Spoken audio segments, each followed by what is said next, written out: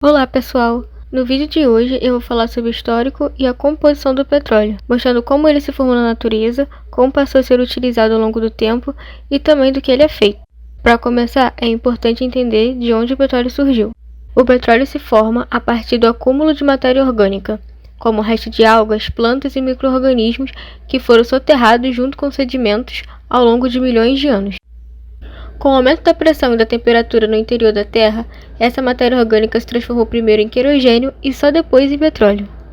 Após ser gerado, o petróleo não permanece no mesmo local. Ele se desloca das rochas geradoras para outras camadas em um processo chamado migração.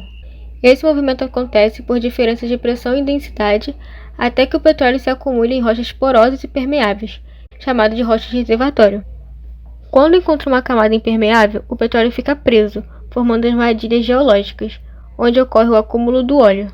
Esses acúmulos formam as jazidas, que depois podem ser exploradas economicamente por meio da perfuração de poços.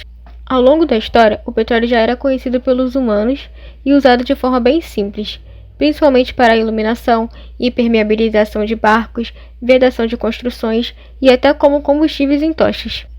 A exploração moderna começou em 1859, na Pensilvânia, nos Estados Unidos, quando o coronel Edmund Drake perfurou o primeiro poço comercial de petróleo com cerca de 21 metros de profundidade. A partir desse momento, a produção começou a crescer e o petróleo passou a ganhar importância econômica. Até aproximadamente 1945, grande parte do petróleo produzido no mundo vinha principalmente dos Estados Unidos, além de países como Venezuela, México, Rússia, Irã e Iraque. No Brasil, também houve registros antigos de ocorrência do óleo.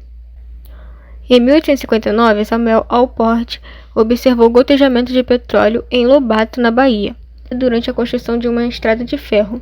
O primeiro poço perfurado no país ocorreu em 1897 por Eugênio Buffet, em São Paulo. Até o fim de 1939, cerca de 80 poços já haviam sido perfurados, e o primeiro campo comercial brasileiro foi descoberto em 1941 em Candeias, na Bahia, iniciando a produção em escala econômica. Mas foi depois da Revolução Industrial, com o avanço das máquinas e dos motores de combustão interna, que ele passou a ter grande importância na sociedade, e passou a ser uma das principais fontes de energia, sendo usado para produzir combustível como gasolina, diesel e querosene, além de vários outros produtos do dia a dia. Depois de entender de onde o petróleo veio e como ele começou a ser usado, vamos ver rapidamente do que ele é feito. Bom, quimicamente, o petróleo não é uma substância pura, mas sim uma mistura complexa de substâncias orgânicas. A maior parte dessa mistura é formada por hidrocarbonetos, que são misturas compostas apenas por carbono e hidrogênio. Dentro desses hidrocarbonetos, predominam os parafínicos, que são de cadeias saturadas e podem aparecer sem ramificação, ramificados ou na forma cíclica, chamados de naftênicos, ou cicloalcanos. Também estão presentes hidrocarbonetos insaturados, como as olefinas, além dos aromáticos, que possuem estruturas em anel.